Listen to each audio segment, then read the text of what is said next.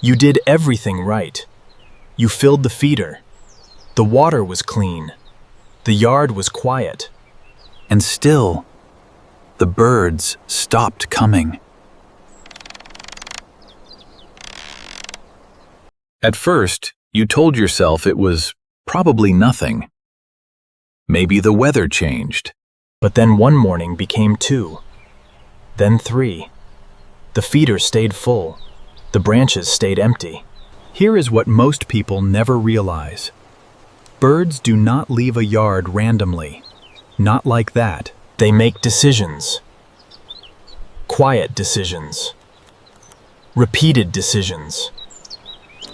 A bird does not look at your yard the way you do. You see a lawn, a fence, a feeder, a clean bird bath, a quiet back porch. A bird sees something else entirely. Escape routes, open danger, hidden cover, predator paths. And every time it visits, that map is updated. This is why a bird may choose your yard for weeks, months, even years. And it is also why one day, without warning, it may stop coming back. Today, we are going to look at your yard the way a bird sees it. Not as a garden, not as decoration, but as a living map of risk, food, memory, and trust. Number 1. The feeder is full, but the landing feels dangerous. Before a bird lands, it has already made a calculation. Where can I escape? Where can I hide? What could reach me before I lift off?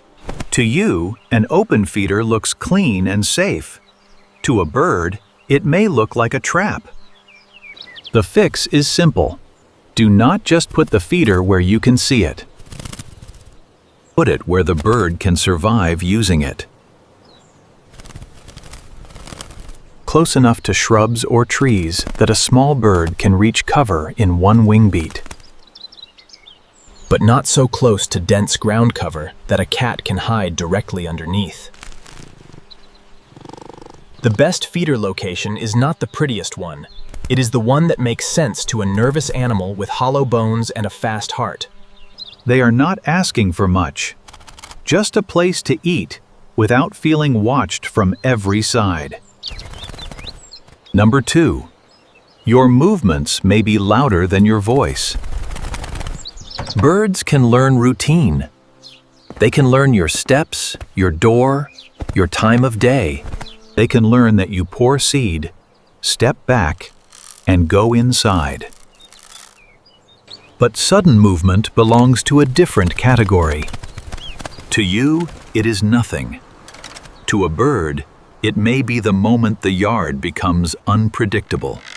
Trust is different from desperation. Desperation brings a bird once. Trust brings it back every morning. Number 3. A feeder can become unsafe long before it looks empty. A sick bird sitting fluffed and still near a feeder may be a warning about the feeding site itself. If birds begin associating your feeder with illness or bad food, the feeder stops being an invitation. Clean food is not just about attracting birds. It is about keeping their trust. A safe feeder becomes part of their memory. An unsafe one does too. Number 4.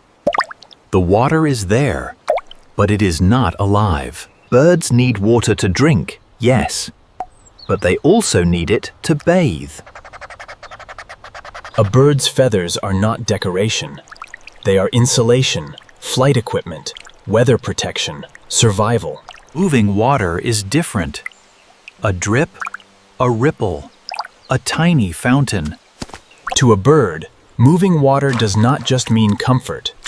It can change the whole yard. Number 5. Your yard may be too clean to live in. Leaves are not just leaves. Under them are insects, larvae, seeds, and tiny invertebrates. A brush pile may look like neglect to a person. To a bird, it can be shelter. Birds do not choose neatness. They choose usefulness. You do not need to let the whole yard go wild, but leave one corner alive. Number 6.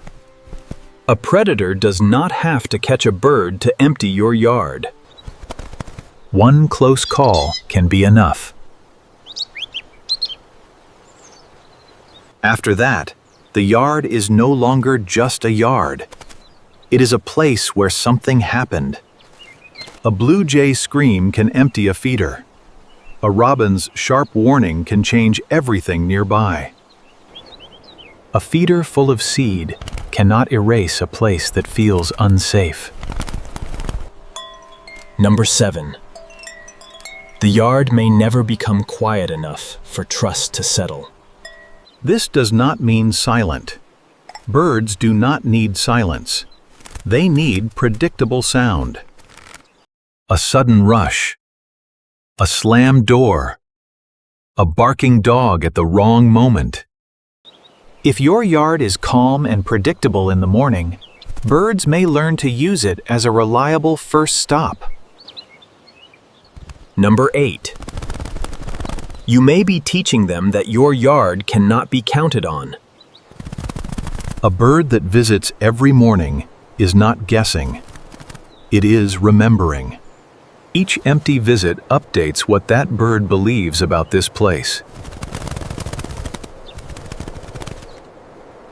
But the good news is that consistency can rebuild trust.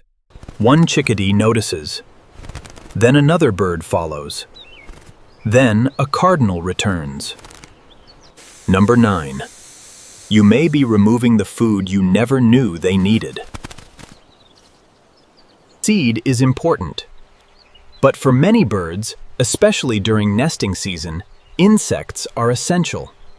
When a chickadee searches leaves, it is not being random. A yard without insects is not a clean yard to a bird. It is an empty one.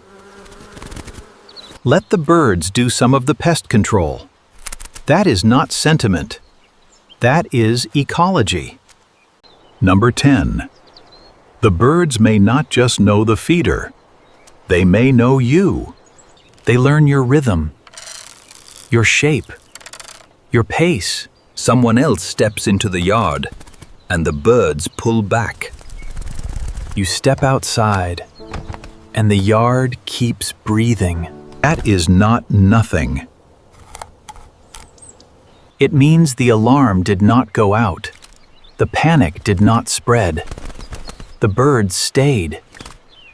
And if they stayed, it means that on some level, you passed. You thought you were feeding birds, but you were also becoming part of a pattern. Trust does not disappear in one dramatic moment. It leaves visit by visit, morning by morning, small signal by small signal. But that is not the end of the story. Birds are always watching for change. One bird notices, then another. And slowly, the yard becomes readable again.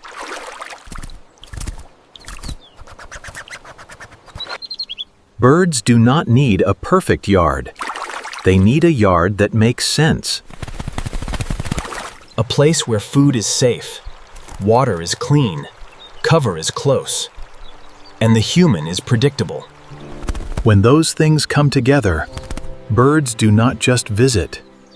They come back. And one day, without realizing it, you are no longer just feeding birds. You are keeping a promise they learn to believe. So the next time your yard goes quiet, do not only ask where the birds went. Ask what the yard has been telling them. Because they are reading it every day. And if they stay, it means they have read something good. Tell me in the comments, is there one bird that keeps coming back to your yard like it knows you? A cardinal, a chickadee, a robin, a nuthatch, the one you recognize before you even think about it. I want to hear that story, because those small relationships matter more than most people realize. Thank you for being here. I will see you in the next one.